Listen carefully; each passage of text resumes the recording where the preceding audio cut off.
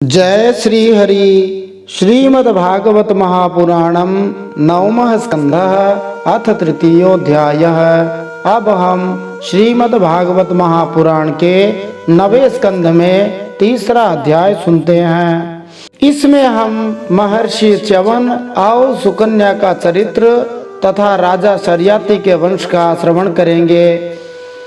श्री गणेशाय नमः। श्री सरस्वत्यै नमः। श्री गुरवे नमः। श्री पुराण पुरुषोत्तमाय नमः। पिछले नवे स्कंद के दूसरे अध्याय में पृषद्र आदि मनु के 5 पुत्रों का वंश सुनते हुए हमने जाना, जब सुद्युम्न तपस्या करने के लिए वन में चला गया तब वैवस्वत मनु ने पुत्र की कामना से यमुना के तट पर 100 वर्ष तक तपस्या की और सर्वशक्तिमान भगवान श्री हरि की आराधना करके उन्होंने 10 पुत्र प्राप्त किए, जिनमें सबसे बड़े इक्ष्वाकु थे।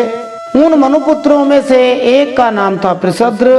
गुरु वशिष्ठ जी ने पृषद्र को गायों की रक्षा में नियुक्त कर रखा था, इसलिए वह रात्रि के समय बड़ी सावधानी से वीरासन से बैठा रहता और गायों की रक्षा करता था। एक दिन की बात है, रात्रि में वर्षा हो रही थी। उस समय गायों के झुंड में एक बाघ घुस आया, जिससे गायें डरकर इधर उधर भागने लग गई।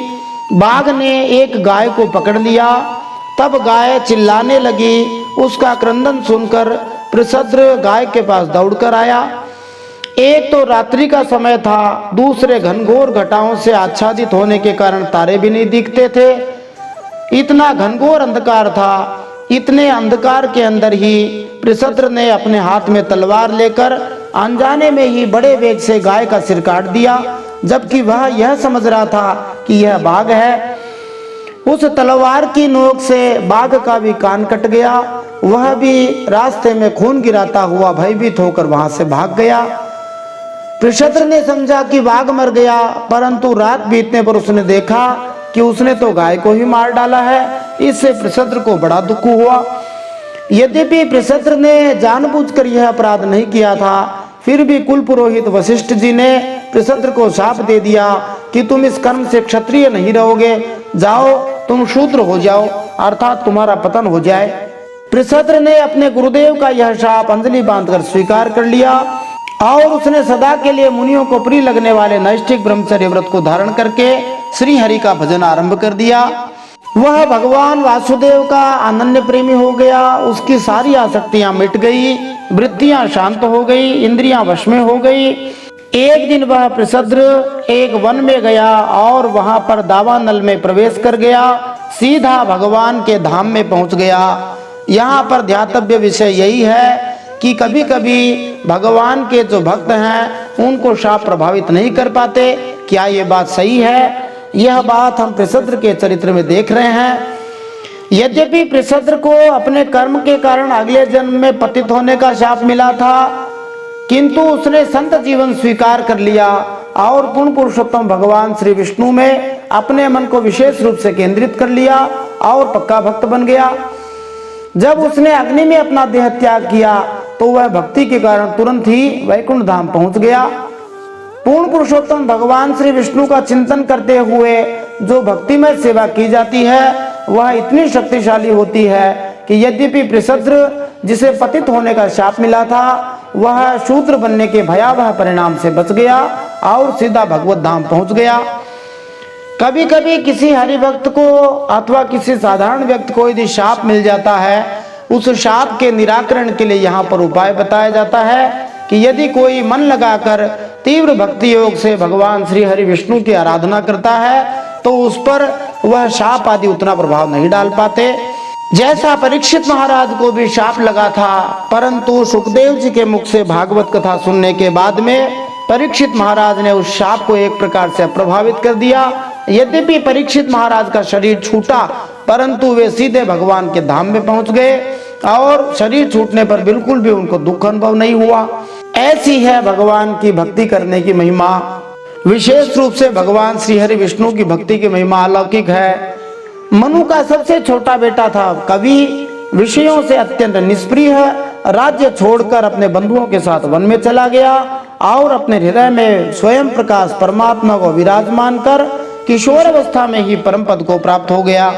मनुपुत्रों में एक नरिष्यंत नाम के राजा थे। उनके वंश में देवदत्त नामक राजा हुए। उनके अग्निवेश्य नामक पुत्र हुए जो स्वयं अग्निदेव ही थे। इन्हीं अग्निवेश्य के कारण ब्राह्मणों का एक गोत्र चला जिसको अग्निवेशायन नाम से जाना जाता है। श्रीमद् भागवत में हमें अनेक ऐसे उदाहरण मिलते हैं जिनमें कोई व्यक्ति अपनी जाति बदल सकता था। जैसे धृष्ट के धार्ष्ट नामक क्षत्रिय हुए, परंतु अंत में वे इसी शरीर से ब्राह्मण बन गए।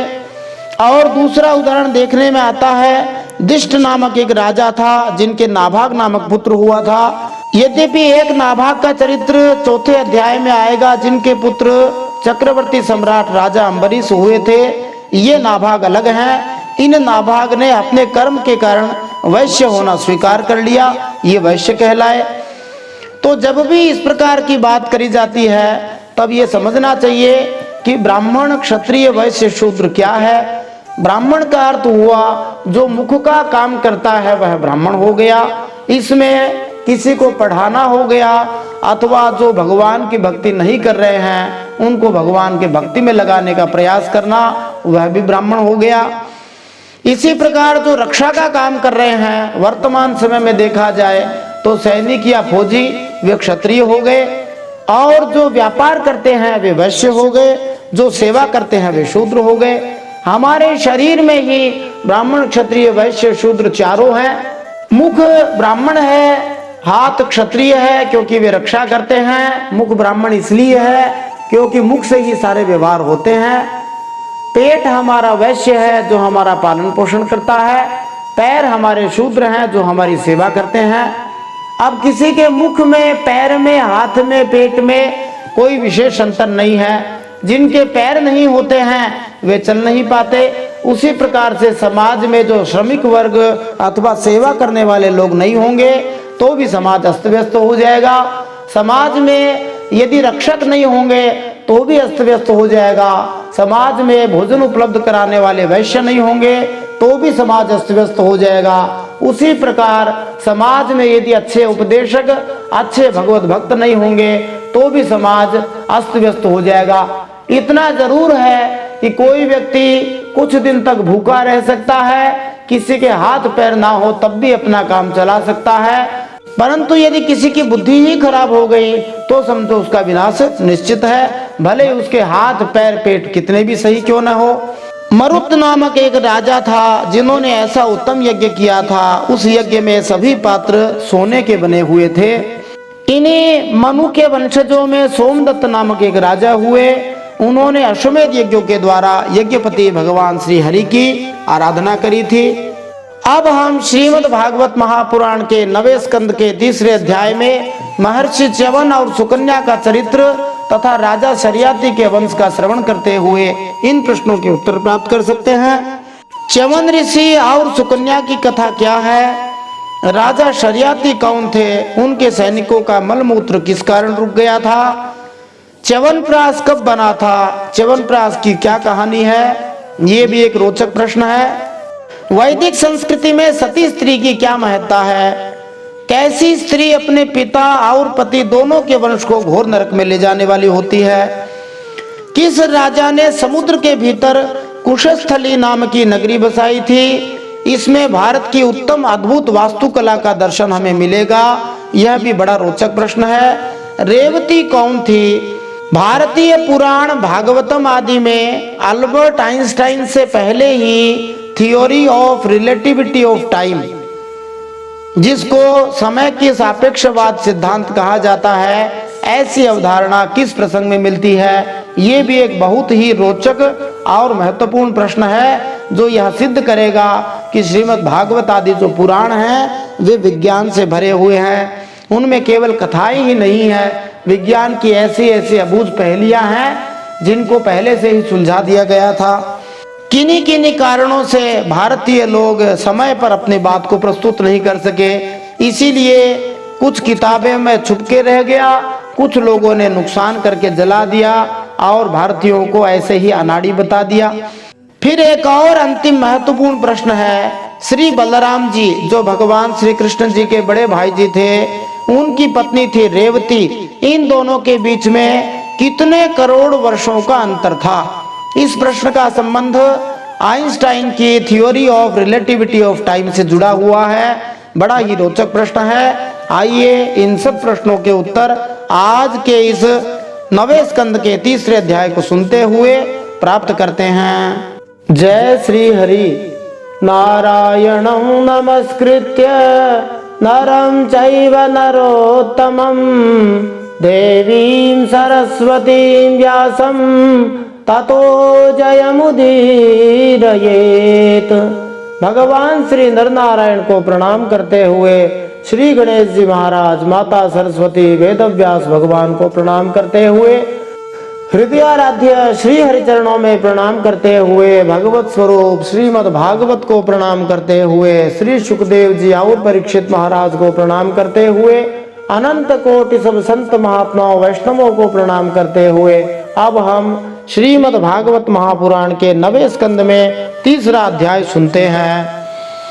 इसमें हम महर्षि च्यवन और सुकन्या का चरित्र और राजा सरियाती का वंश का श्रवण करेंगे।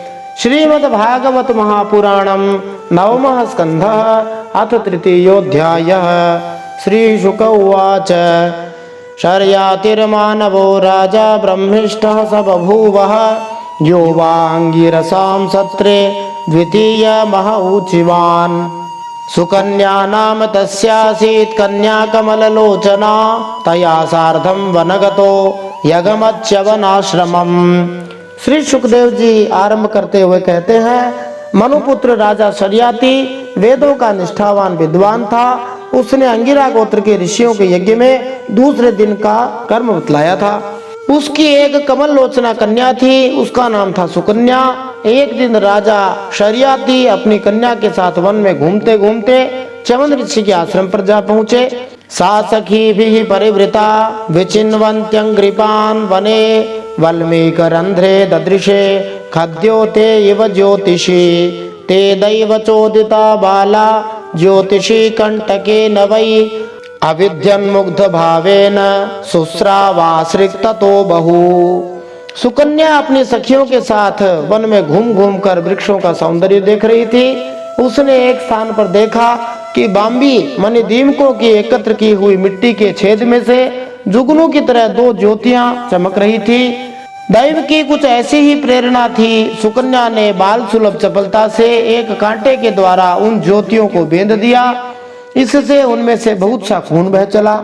शकृन्मूत्र निरोधो भूत सैनिकानां च तत्क्षणात् राजर्षिस्तमुपालक्ष्य पुरुषान् विस्मितो ब्रवीत् अप्यभद्रं न युष्माभिर्भार्गवस्य विचेष्टितं व्यक्तं केनापि नस्तस्य कृतमाश्रम दूषणम्। उसी समय राजा शर्याती के सैनिकों का मलमूत्र रुक गया। राजर्षि शर्याती को यह देखकर बड़ा आश्चर्य हुआ। उन्होंने अपने सैनिकों से कहा, अरे तुम लोगों ने कहीं महर्षि च्यवन के प्रति कोई अनुचित व्यवहार तो नहीं कर दिया? मुझे तो यह स्पष्ट जान पड़ता है कि हम लोगों में से किसी न किसी ने उनके आश्रम में कोई अनर्थ अवश्य किया है।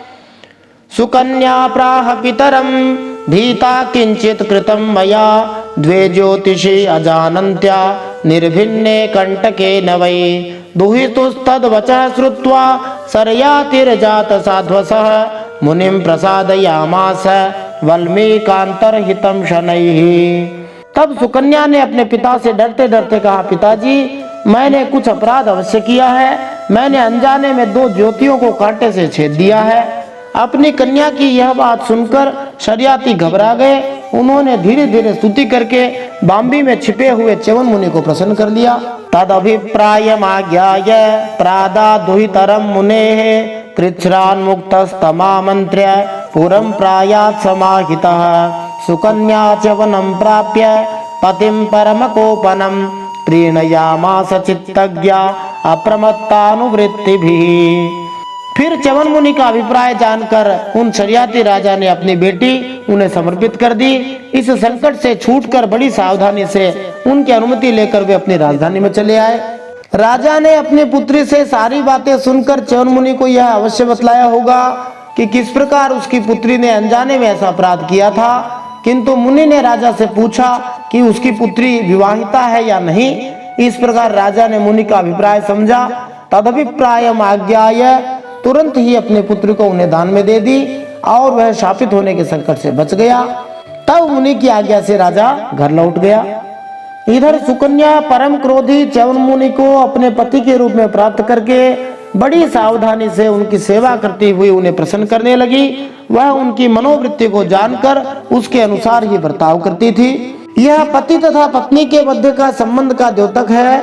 च्यवन मुनि जैसे महापुरुष सदैव श्रेष्ठ पद पर बने रहना चाहते हैं। ऐसा व्यक्ति किसी के आगे घुटने नहीं टेक सकता, दूसरे शब्दों में कहे तो किसी के आगे झुकता नहीं है। अतएव च्यवन मुनि का स्वभाव क्रोधी था। उनकी पत्नी सुकन्या उनकी मनोवृत्ति को समझ गई थी, इसलिए उसने उनके अनुसार आचरण किया।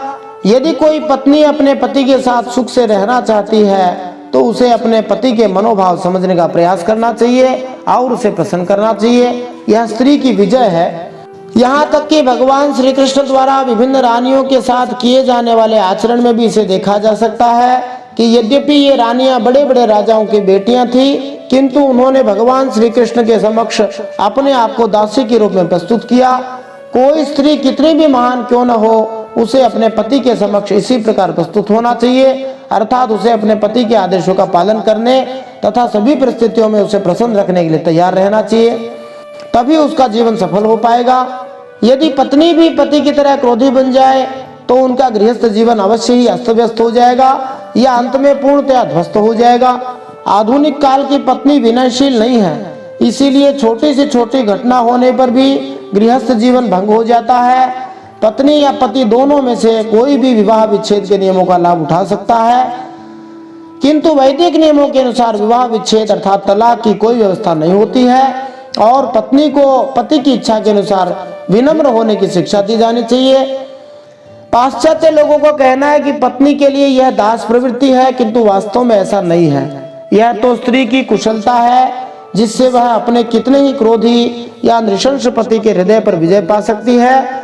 यहाँ पर हम स्पष्ट देखते हैं कि यद्यपि च्यवन मुनि तरुण नहीं थे, जवान नहीं थे और सुकन्या के पितामह होने योग्य तथा अत्यधिक क्रोधी भी थे, जबकि सुकन्या एक राजा की सुंदर जवान कन्या थी, तो भी उसने अपने बूढ़े पति को आत्मसमर्पण करके उसे सभी प्रकार से प्रसन्न करने का प्रयास किया।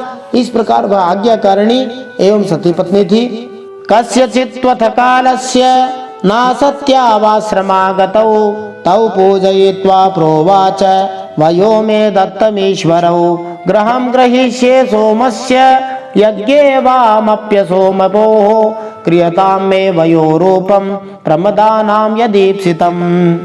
कुछ समय बीत जाने के बाद उनके आश्रम पर दोनों अश्विनी कुमार आए जो कि देवताओं के वैद्य हैं। च्यवन मुनि ने उनका यथोचित सत्कार किया और कहा, आप दोनों समर्थ हैं, इसलिए मुझे युवावस्था प्रदान कीजिए। अश्विनी कुमार जैसे स्वर्ग के वैद्य किसी को भी यौवन प्रदान कर सकते थे, चाहे वह वृद्ध ही क्यों न हो। निस्संदेह बड़े बड़े योगी अपनी योग शक्ति से शव में भी जीवन फूंक सकते हैं यदि शरीर की संरचना बिगड़ी न हो।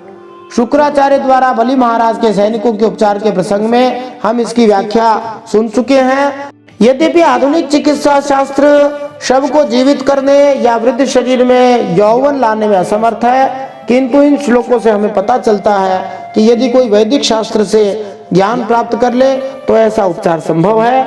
आयुर्वेद में दोनों अश्विनी कुमार धन्वंतरी भगवान की तरह कुशल थे। यदि भौतिक विज्ञान की प्रत्येक शाखा में पूर्णता प्राप्त की जानी है तो इसे प्राप्त करने के लिए वैदिक साहित्य का अवलोकन अवश्य करना चाहिए, किंतु सबसे बड़ी पूर्णता सिद्धि तो श्री भगवान का भक्त बनना है। इस पूर्णता को प्राप्त करने के लिए मनुष्य को श्रीमद् भागवतम का अवलोकन अध्ययन अवश्य करना चाहिए, जो वैदिक कल्पतरु का पका हुआ फल माना जाता है। जैसा कि आरंभ में प्रथम अध्याय में प्रथम स्कंद में कहा गया है, निगम कल्पतरोर गलितम फलम। इन्हीं च्यवन ऋषि के नाम पर बाद में एक प्राश बनाया गया जो ऊर्जा देने वाला, शक्ति देने वाला है, जिसका नाम च्यवन प्राश हुआ।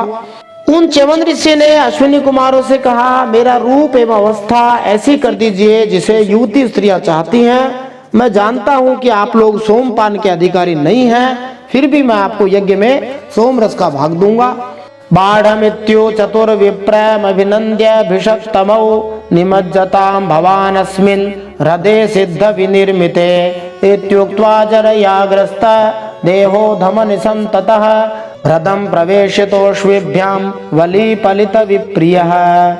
वैद्य शिरोमणि अश्विनी कुमारों ने महर्षि च्यवन का अभिनंदन करके कहा, ठीक है। इसके बाद उनसे कहा, यह सिद्धों के द्वारा बनाया हुआ कुंड है, आप इसमें स्नान कीजिए।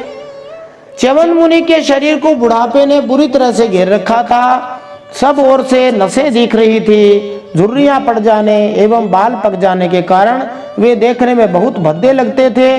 अश्विनी कुमारों ने उन्हें अपने साथ लेकर कुंड में प्रवेश किया।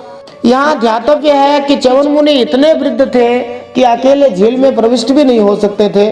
अतः अश्विनी कुमारों ने उनका शरीर पकड़ा और वे तीनों सरोवर में प्रविष्ट हुए। फिर एक चमत्कार हुआ। क्या हुआ?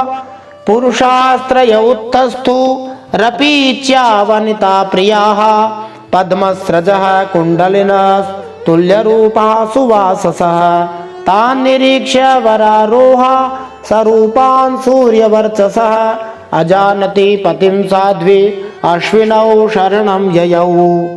उसी समय कुंड से 3 पुरुष बाहर निकले। वे तीनों ही कमलों की माला, कुंडल और सुंदर वस्त्र पहने एक जैसे लगते थे। बड़े ही सुंदर एवं स्त्रियों को प्रिय लगने वाले थे। परम साध्वी सुंदरी कन्या ने जब देखा कि ये तीनों ही एक आकृति तथा सूर्य के समान तेजस्वी हैं, तब अपने पति को न पहचान कर उसने अश्विनी कुमारों की शरण ग्रहण की। यहाँ पर किस प्रकार भारतीय स्त्रियां पतिपरायणा हुआ करती थी, एक पतिव्रता का नियम पालन करती थी, कैसी सती होती थी, उसका दिग्दर्शन कराया जा रहा है। सुकन्या उन तीनों ही पुरुषों में से किसी एक को भी अपना पति चुन सकती थी, क्योंकि उनमें अंतर कर पाना कठिन था। बाद में कह सकती थी कि मुझे क्या पता इनमें से मेरा पति कौन है, क्योंकि तीनों ही बड़े सुंदर हो गए थे। अश्विनी कुमार तो पहले से ही सुंदर थे और तीसरे उनके पति च्यवन थे, वे भी सुंदर हो गए। किंतु वह सती थी, इसलिए उसने अश्विनी कुमारों की शरण ग्रहण की, जिससे वे उसका वास्तविक पति बतला सके। सती स्त्री अपने पति के अलावा अन्य किसी पुरुष को कभी स्वीकार नहीं कर सकती, भले ही कोई उसी के समान सुंदर तथा योग्य ही क्यों न हो। दर्शयित्वा पतिं तस्यै पातिव्रत्येन तोषितौ ऋषिमामन्त्र्य यतुर्विमानेन त्रिविष्टपम् यक्ष्यमाणोऽथ शर्यातिश्च्यवनस्याश्रमं गतः ददर्श दुहितुः पार्श्वे पुरुषं सूर्यवर्चसं राजा दुहितरं प्राह कृतपादाभिवन्दनाम् आशिषश्चा प्रयुञ्जानो नातिप्रीतमना इव। उसके पातिव्रत्य से अश्विनी कुमार बहुत संतुष्ट हुए। उन्होंने उसके पति को बतला दिया और फिर च्यवन मुनि से आज्ञा लेकर विमान के द्वारा वे दोनों स्वर्ग को चले गए। कुछ समय के बाद यज्ञ करने की इच्छा से राजा शर्याती च्यवन मुनि के आश्रम पर आए। वहां उन्होंने देखा कि उनकी कन्या सुकन्या के पास एक सूर्य के समान तेजस्वी पुरुष बैठा हुआ है। सुकन्या ने अपने पिता के चरणों की वंदना की। शर्याती ने उसे आशीर्वाद नहीं दिया और कुछ अप्रसन्न से नाराज होकर बोले। वर्षस्थ छंद में किस प्रकार बोलते हैं? चिकीर्षितं ते किमिदं पतिस्त्वया प्रलम्बितो लोकनमस्कृतो मुनिः या त्वं जराग्रस्तमसत्यसम्मतं विहाय जारं भजसे मुमाध्वगम्। उन्होंने कहा, दुष्टे तूने ये क्या कर दिया? क्या तूने सबके वंदनीय च्यवन मुनि को धोखा दे दिया? अवश्य ही तूने उनको बूढ़ा और अपने काम का न समझकर छोड़ दिया होगा और अब तू इस राह चलते जार पुरुष की सेवा कर रही है। कैसी वैदिक संस्कृति यहाँ दिखाई गई है। परिस्थितिवश सुकन्या को ऐसा पति दिया गया था जो उसकी तुलना में बहुत बूढ़ा था। चूंकि च्यवन मुनि बीमार और बूढ़े थे, अतएव वे निश्चित ही राजा शर्याती की सुंदर बेटी के योग्य तो नहीं थे। फिर भी उसके पिता चाहते थे कि वह अपने पति की आज्ञाकारिणी बनी रहे। जब पिता ने अचानक देखा कि उसकी बेटी ने किसी दूसरे को पति बना लिया, यद्यपि वह जवान तथा सुंदर था, तो भी उसने तुरंत ही उसे असती कहकर दुत्कारा, क्योंकि उसने यह कल्पना कर ली थी कि उसकी बेटी ने अपने पति के रहते दूसरे को पति बना लिया है। वैदिक संस्कृति के अनुसार यदि कोई युवती स्त्री किसी बूढ़े से भी ब्याह दी जाए तो उसे आदर पूर्वक उसकी सेवा करनी चाहिए, यही सतीत्व है। ऐसा नहीं है कि यदि वह अपने पति को पसंद नहीं करती तो उसे छोड़ दे और अन्य पति स्वीकार कर ले, यह वैदिक संस्कृति के विरुद्ध है। वैदिक संस्कृति के अनुसार माता पिता द्वारा कन्या जिसको सौंप दी जाती है उसे ही पति मानकर कन्या को उसकी आज्ञाकारिणी बनना और सती रहना होता है। इसीलिए राजा शर्याती सुकन्या के बगल में एक जवान लड़के को देखकर चकित हो गए। फिर उसके पिता उसको फटकारते हुए कहते हैं, कथम मतिस्ते वगतान यथा सताम कुल प्रसूते कुल दूषणम त्विदम बिभर्षिजारम यद पात्र पाकुलम पितुश्च भर्तुश्च नयस्य धस्तमः। शर्याती ने अपने बेटी को फटकारते हुए कहा, तेरा जन्म तो बड़े ऊंचे कुल में हुआ था, यह उल्टी बुद्धि कैसे हो गई? तेरा यह व्यवहार तो कुल में कलंक लगाने वाला है। अरे राम राम, तू निर्लज्ज होकर जार पुरुष की सेवा कर रही है। इस प्रकार अपने पिता और पति दोनों के वंश को घोर नरक में ले जा रही है। यहाँ यह बिल्कुल स्पष्ट है कि वैदिक संस्कृति के अनुसार जो स्त्री अपने विवाहित पति के रहते हुए दूसरे पति को स्वीकार करती है वह अपने पिता के कुल तथा पति के कुल को डुबाने वाली मानी जाती है। आज भी इस विषय में ब्राह्मणों, क्षत्रियों तथा वैश्यों के सम्मानित कुलों में वैदिक संस्कृति के नियमों का दृढ़ता से पालन होता है। वैदिक संस्कृति में ब्राह्मण, क्षत्रिय या वैश्य कुल की स्त्री के लिए विवाहित पति की उपस्थिति में अन्य पति स्वीकार करना या विवाह विच्छेद की मांग करना या परपति को प्रेमी बनाना अमान्य है। वैदिक संस्कृति में तलाक शब्द का प्रयोग नहीं किया जाता है क्योंकि ये तलाक कथा बाद में आई हुई है। हमारे यहाँ तो रिश्तों को निभाने की विद्या सीखी जाती थी। एवं ब्रुवाणं पितरं स्मयमाना शुचिस्मिता उवाच तात जामाता तवैष भृगुनन्दनः शशंस पित्रे तत्सर्वं वयोरूपाभिलम्बनं विस्मितः परमप्रीतस्तनयां परिशश्वजे। राजा शर्याती के इस प्रकार कहने पर पवित्र मुस्कान वाली सुकन्या ने मुस्कुराकर कहा, पिताजी ये आपके जवाई हैं, स्वयं भृगुनंदन महर्षि च्यवन ही तो हैं। यहाँ पर एक बेटी का चरित्र भी दिखाई दिया है। यद्यपि पिता ने फटकारा परंतु उसने अपने पिता को उत्तर नहीं दिया क्योंकि वह जानती थी कि वह पूरी निष्ठावान और सती है, इसलिए हंसकर कहा, यह आपके ही जवाई है। इसके बाद उसने अपने पिता से महर्षि च्यवन के यौवन और सौंदर्य की प्राप्ति का सारा वृत्तांत कह सुनाया। यह सब सुनकर राजा शर्याती अत्यंत विस्मित हुए। उन्होंने बड़े प्रेम से अपनी पुत्री को गले लगा लिया। सोमेन याजयं वीरं ग्रहं सोमस्य चाग्रहीत असोमपोरप्यस्विनो श्यवनः स्वेन तेजसा हन्तुं तमाददे वज्रं सद्यो मन्युरमर्षितः सवज्रं स्तंभयामास भुजमिन्द्रस्य भार्गवः। महर्षि च्यवन ने वीर शर्याती से सोम यज्ञ का अनुष्ठान कराया और सोमपान के अधिकारी न होने पर भी अपने प्रभाव से अश्विनी कुमारों को सोमपान कराया। यह सोम नाम की दिव्य जड़ी बूटी होती है जिसको पीने से देवता लोग सदा शक्ति संपन्न रहते हैं। परंतु धूर्त मूर्ख पाखंडी लोगों ने सोम शब्द का प्रयोग शराब के अर्थ में करना शुरू कर दिया जो कि बहुत ही अनर्गल और गलत है। सोम एक पवित्र चीज होती है जो यज्ञ के अंत में प्रायः पी जाती है। इंद्र बहुत जल्दी क्रोध कर बैठते हैं, ये इंद्र का स्वभाव है, इसलिए उनसे सहा न गया। उन्होंने चिढ़कर शर्याती को मारने के लिए वज्र उठाया। महर्षि च्यवन ने वज्र के साथ उनके हाथ को वहीं स्तंभित कर दिया।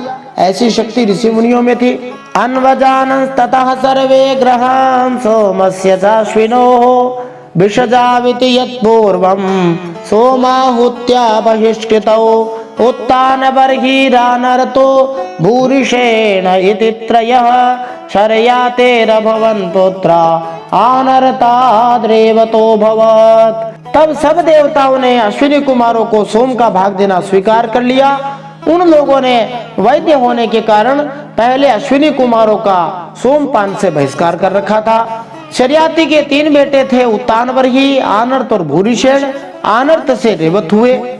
सोन्तः समुद्रे नगरीं विनिर्माय कुशस्थलीम् आस्थितो भुङ्क्त विषया नानरतादि नरिन्दम तस्य पुत्र शतं यज्ञे ककुद्मी ज्येष्ठमुत्तमम् ककुद्मी रेवतीं कन्यां स्वामादाय विभुं गतः।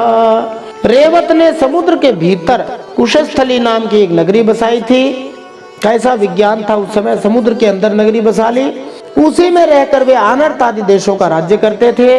उनके 100 श्रेष्ठ पुत्र थे, जिनमें सबसे बड़े थे ककुदमी।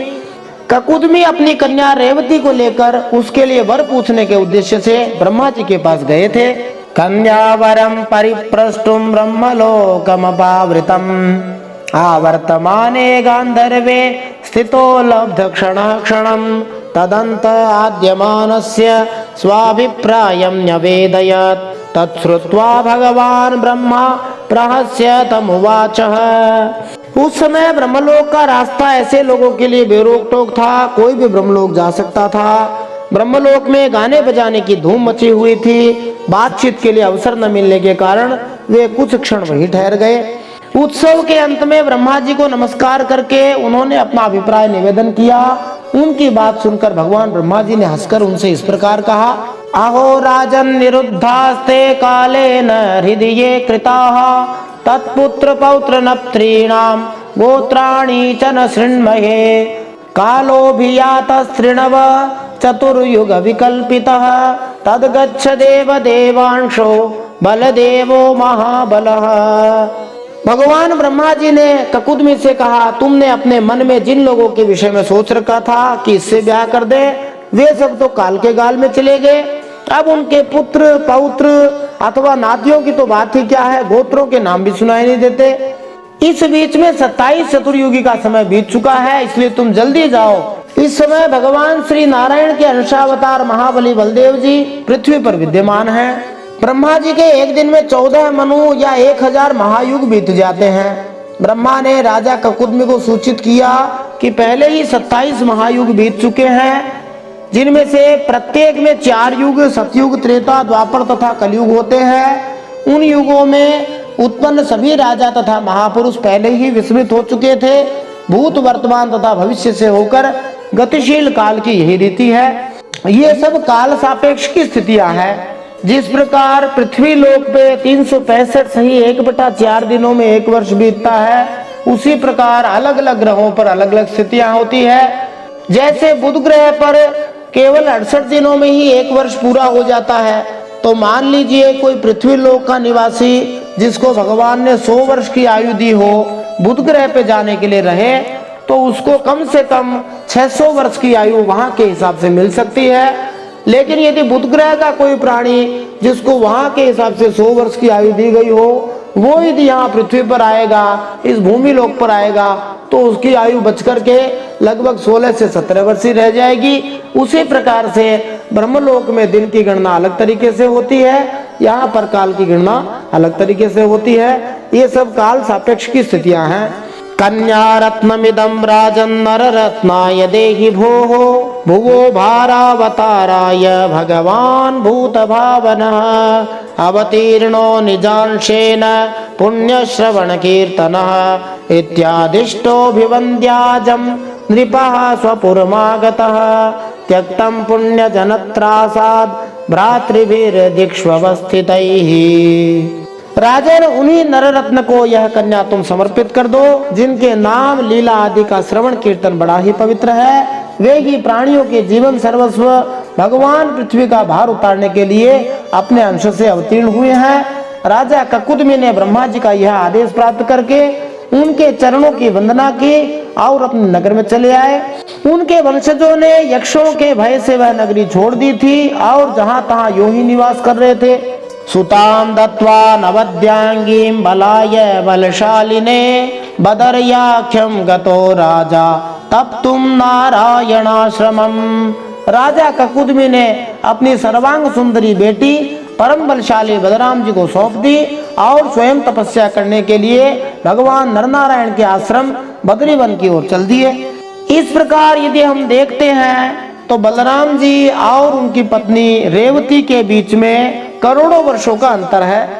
एक महायुग में 43,20,000 वर्ष होते हैं और 27 चतुर्युगी का समय बीत चुका था। मानो बलराम जी और रेवती के बीच में लगभग 10 से 11 करोड़ वर्ष का अंतर था। लेकिन वे ब्रह्मा जी के लोक में गए, वहां के प्राणी ऑक्सीजन पर निर्भर नहीं रहते, इसलिए वहां जाने से उनकी आयु का ह्रास नहीं हुआ। लेकिन वे जब यहाँ पर आए तो उन्होंने देखा यहाँ पर तो सब कुछ नष्ट हो गया, पता नहीं कितनी बार सृष्टि पैदा हो गई, कितनी बार नष्ट हो गई। ये सब भगवान की लीलाएं हैं, दिव्य चीजें हैं, इनको समझना आसान नहीं है, भगवान की कृपा से ही समझ में आ सकती हैं।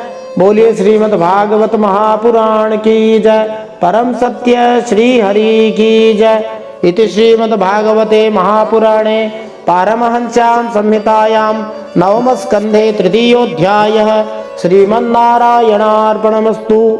इस प्रकार श्रीमद् भागवत महापुराण परमहंसों की संहिता 9वें स्कंध में 3रा अध्याय भगवान श्री नारायण के चरणों में समर्पित हो।